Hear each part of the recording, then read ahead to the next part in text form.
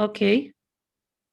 So, welcome to everybody. Thank you very much, Martina, for offering this webinar, and Ekaterina and Alexandra for providing support. I would like to invite Mартиной Хуэманн to start the webinar. Please, Martina. Yeah, thank you, Constanta, Ekaterina, and Alexandra. Very nice to be with you here. And what I'm going to share with you today is how to publish your excellent research. And I'm covering two outlets. The one is the International Journal of Project Management, and the other one is Project Leadership and Society. Why I'm covering these two outlets is quite clear, because I'm leading both of these outlets. I'm the editor-in-chief of the International Journal of Project Management, and also the founding editor and editor-in-chief of Project Leadership and Society, a very newly established journal. And two sentences about my background. I'm professor at WU Vienna, so I'm in Austria, at the biggest business school which we have in Europe.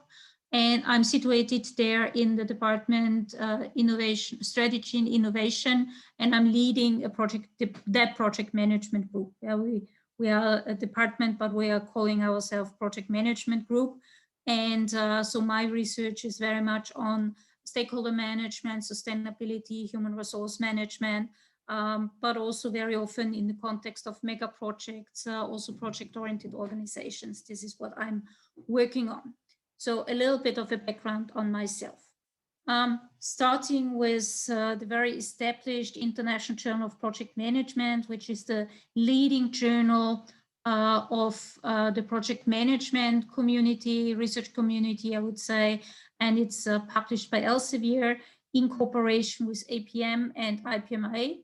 And you could see it has a tradition. Yeah, it was established in '83, starting as a magazine, but we have now, since a couple of years, impact factor, and actually the impact factor is quite high.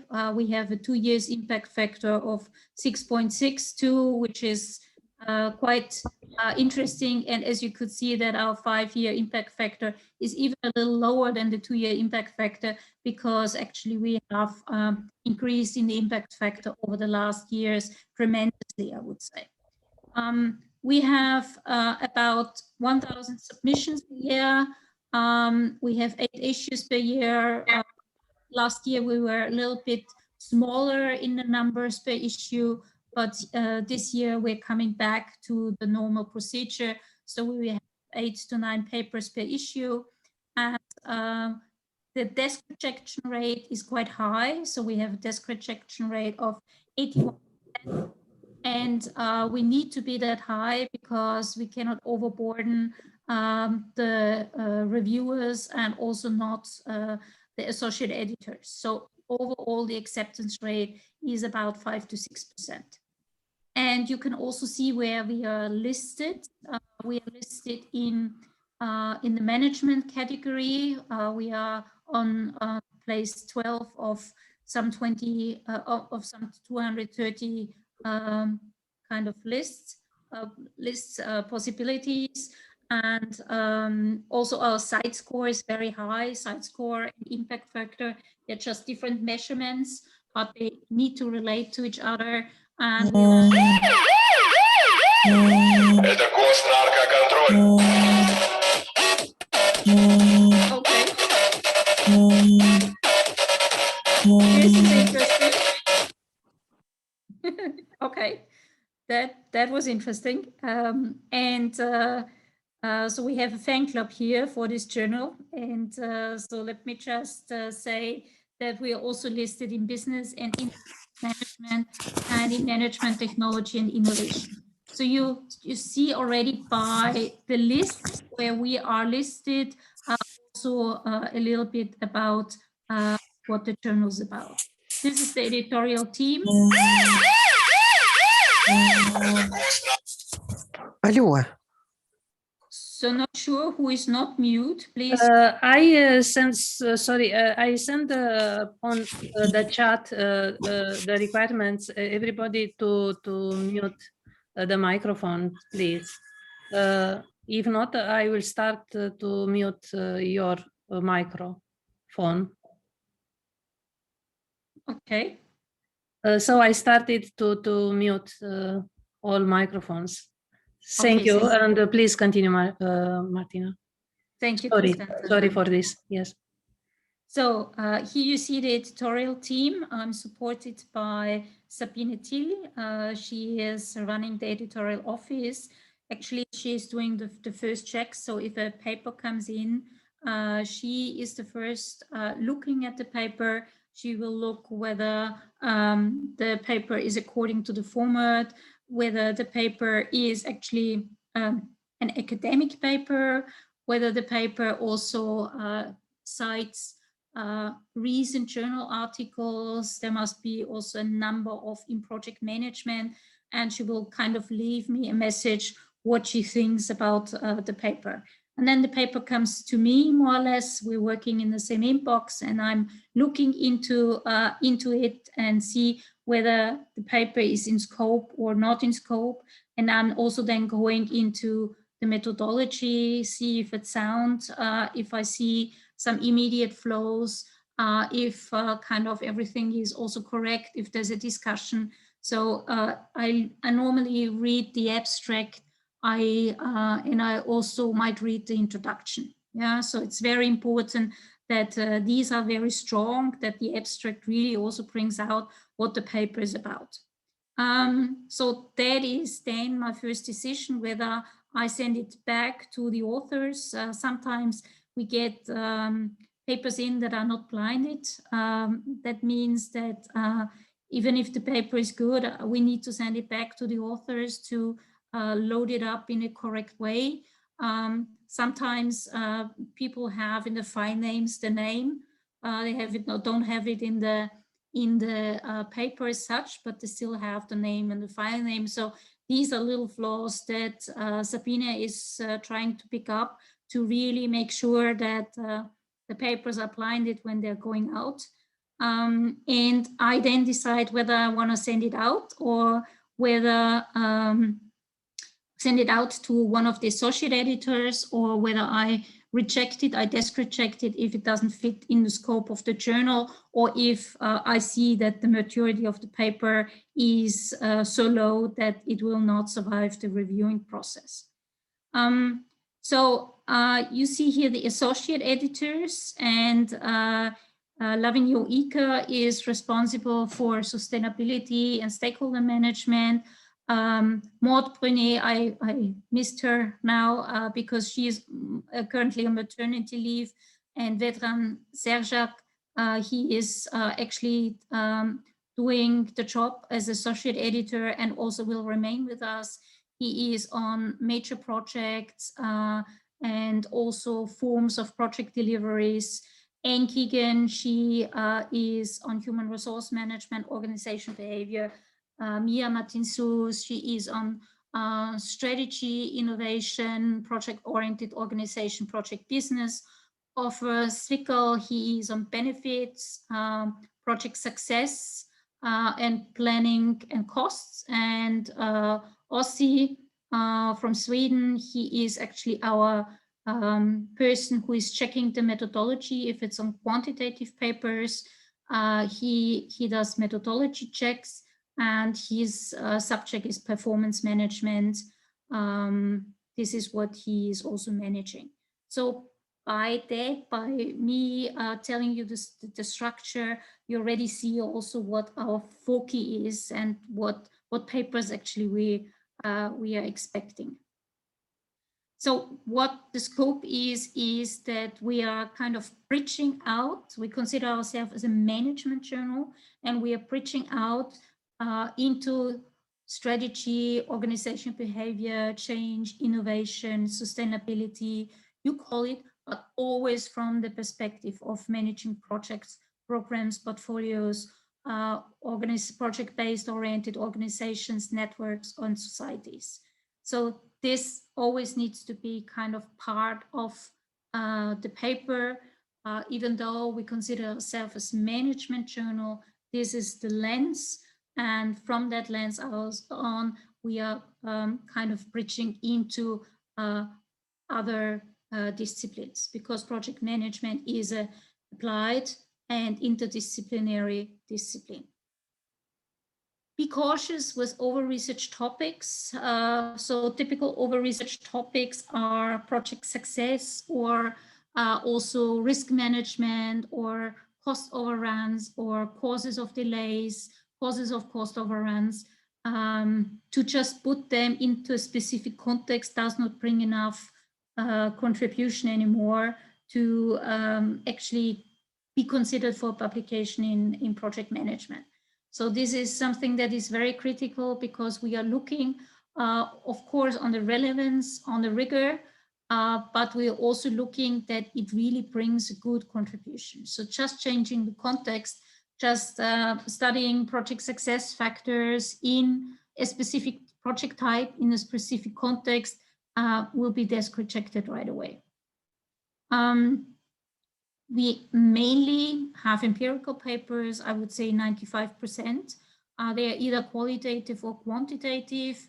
And there is some review papers, but the review papers really need to bring forward a theoretical contribution. So as PhD students all do also a literature review, and it's very, very hardly possible that with this literature review you get published in International Journal of Project Management, because you're doing the literature review as a basis for the dissertation, and we always need to have a conceptual piece, a theoretical piece that comes with a literature review of the review paper. We also publish from time to time conceptual papers from leading people in the field in a very particular topic. But again, you really need to have a very good and in-depth overview on the field. And this is also not easy as a PhD student, conceptual piece and get that published. That normally does not have enough depth. Yeah, there might be exceptions, but just be cautious with that. Yeah, typical paper is between 8,000 and 10,000 words upon submissions. Less than 8,000 words, very often, as we are mostly doing empirical papers, is very often missing out the discussion section, which is one of the core sections of an empirical paper. This is where you really dig out the contribution and actually bring your empirical findings in relation to the research gap you have identified in the literature part, and really discuss your contribution. Papers that are much longer than 10,000 words or much less than 8,000 words will also reject it. Yeah. And if something has, I don't know, 11,000 words, I won't reject just because of on the word count, but I just had a paper coming in with 20,000 words. Yeah, so that does not fit the format very clearly, or 14,000 words doesn't fit the format. What is also very often the problem with such long papers is that they're not focused enough. So it's very often that you actually deliver 2 papers in one. Yeah, and this is also not possible. We do not publish mathematical method applications and demonstrations since many years, still getting a lot of papers coming in. And we do also not publish education papers. That was a strategic decision taken a while ago. For those who are interested in learning more about this journal, we have 2 editorials, and a 3rd editorial will be available soon. The first one is where you can check whether this journal is the right choice for your research. And it's very clearly defined what is in scope and what is out of scope. And the other one we also have is on paper writing. And you can find these 2 editorials when you go on the landing page of the journal. Under editorials, they are open access, and you can just download them, and they give a lot of guidance for authors, and they give also, especially this paper on the basics of writing a paper, gives a lot of guidance also beyond the International Journal of Project Management. The new editorial that is out,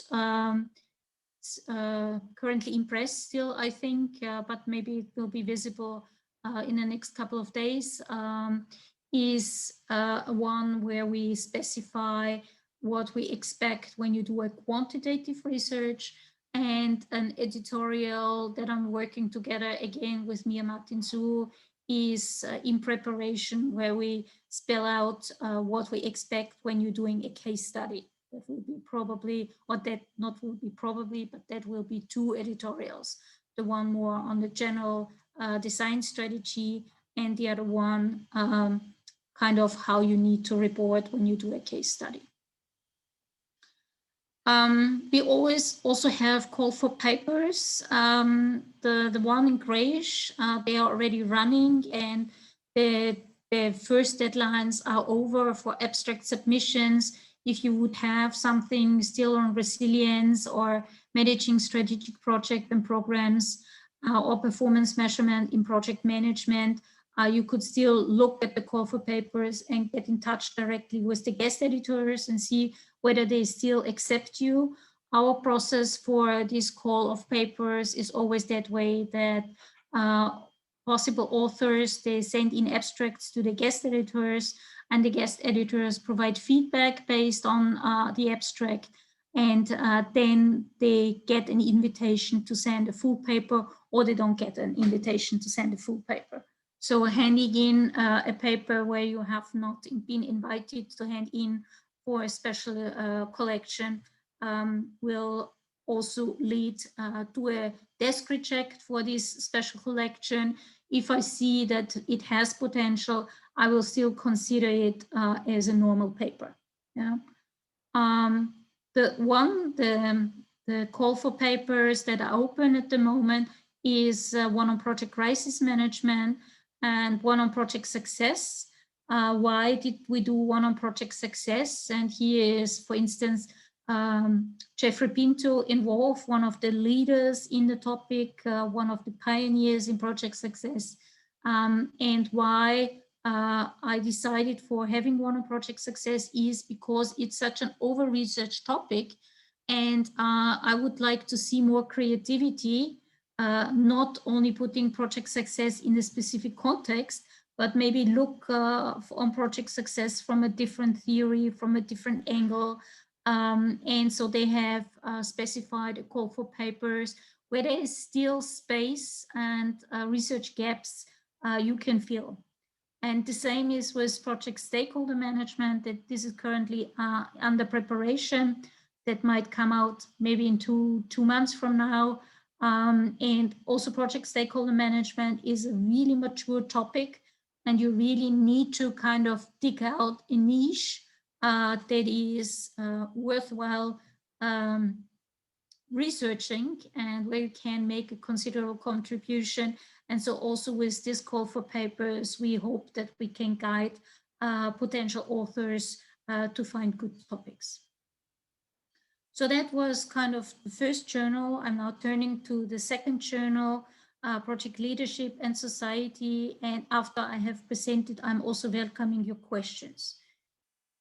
This is a pretty new journal. We established it end of last year. And actually when I was approached by Elsevier and invited to establish this new journal, I wanted to have it very different from the International Journal of Project Management.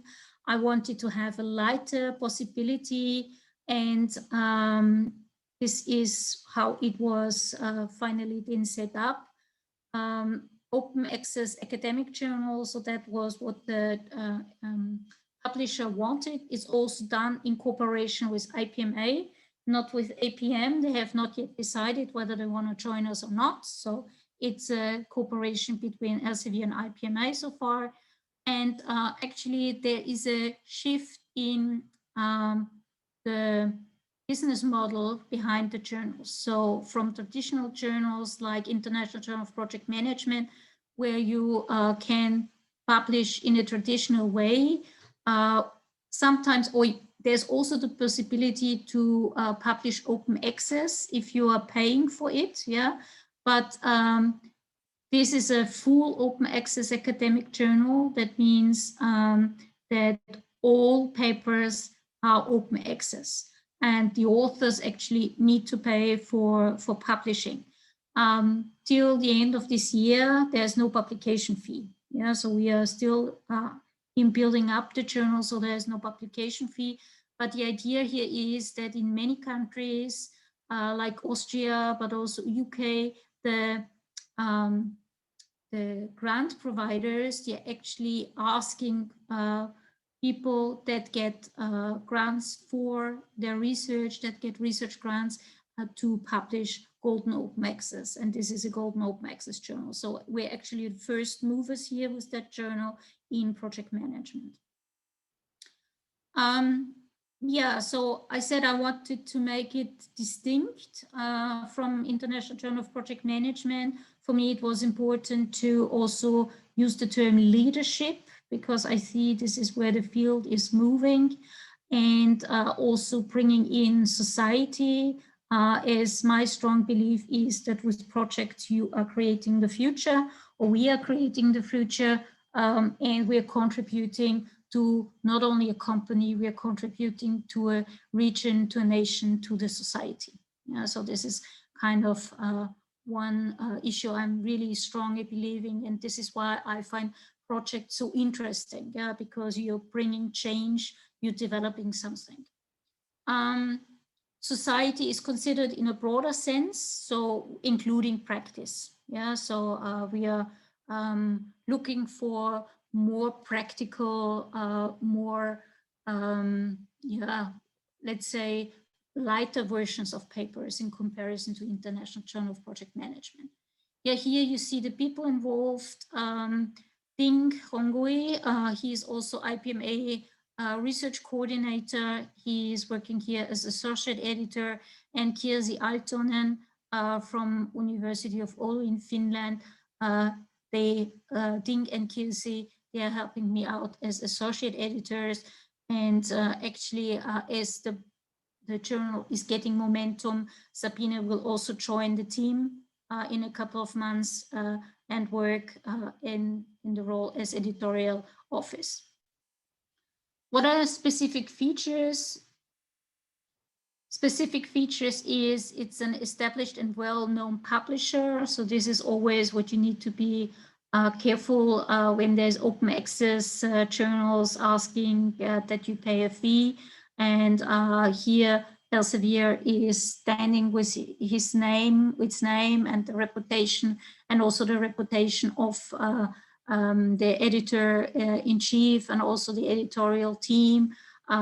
This is kind of giving you also the possibility to see that this is a good journal. It's a young journal, and of course it's not yet listed, cannot be listed as we just have established it. We need a couple of years and we need to get good content in to also be listed. So we are here really in a development phase. And this development phase has also the opportunity that you actually can get your papers published pretty fast. Yeah. So in average, it is between 4 to 5 months. And of course, we are following a double-blind reviewing process. So we keep the rigor, but here we have less submissions. And with less submissions, we also have more time to concentrate on the submissions. Yeah, we also have a smaller team here. But as you can see, we are looking for submissions, and there's no publication charge till the end of the year. I also wanted to go for different formats because International Journal of Project Management is rather concentrating on empirical research, as also the other journals like project management journals do. So I'm also welcoming discoveries. Discoveries is actually when you see a phenomenon in a practical setting and try to explain it with some theories. And you might not find a theory, so you're actually extending a theory, or by kind of, yeah, as it says, a discovery you saw. And normally in empirical paper, you are kind of going out from the literature, you identify a research gap, and then you kind of do your survey, your case study, whatever you're doing as the empirical part here, or mixed methods approach. And here you actually have discovered something in practice, and then you kind of start looking into the theory and try, can you explain it or not? I have actually have a couple of papers sitting on my desk where I have discoveries, and I try to kind of squeeze it into a kind of traditional empirical research that does not really work. Yeah, that is the issue here. And so I think it's also worthwhile to kind of allow for the other way around. We also have reviews. Next practices. Next practices is something, a method you have developed and applied in the project, and you share it now. Still, it needs to have some rigor, needs to be based on some part of other practices. It needs to tell what is now new, what is novel, what is the contribution. But I'm looking for these next practice papers, theoretical insights. These are theory pieces, straightforward. And then we see education papers, so education and learning. So with that, we are the only journal that allows for education and learning papers in project management. And we also allow novel research practices in project management. So that's, so you see, we have quite a big range of different formats that are not so common in International Journal of Project Management, but also not covered in in other project management journals we have. There's one open call for papers for a special paper collection, which is explicitly on digital learning and education in a project society. So that might also be of interest to you. What is common for all papers? They must make a clear contribution to the field of project studies and provide practices, policy implications for project society. Yeah.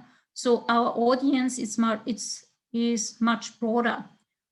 It's not only academics, but we also look for reflective practitioners, for students, PhD students, MBA students, and also policymakers, educators. So we have a much broader audience. Yes, I already said that. And coming up for all project management journals, this is also an announcement I would like to make, is that we have been planning an online workshop series like micro conferences. And this is an endeavor we are doing jointly as all editors. So also Nathalie Durin is involved, and Gary Klein and Ralf Müller. So all the project management journals have joined together in that endeavor. And what we are doing is we are offering micro conferences and online workshops. Some of the workshops, they are just for the people in the specific collection. Yeah, so if done by the guest editors, this is how they help you to improve the paper. But we also have kind of open micro conferences, and you can still register for free. Then the first one is June 2020. It will be for European and US audience.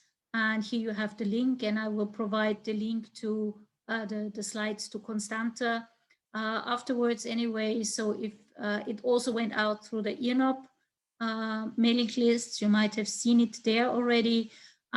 We already have a lot of really, I don't remember, but it went out, and we had kind of 100 people kind of registering for it.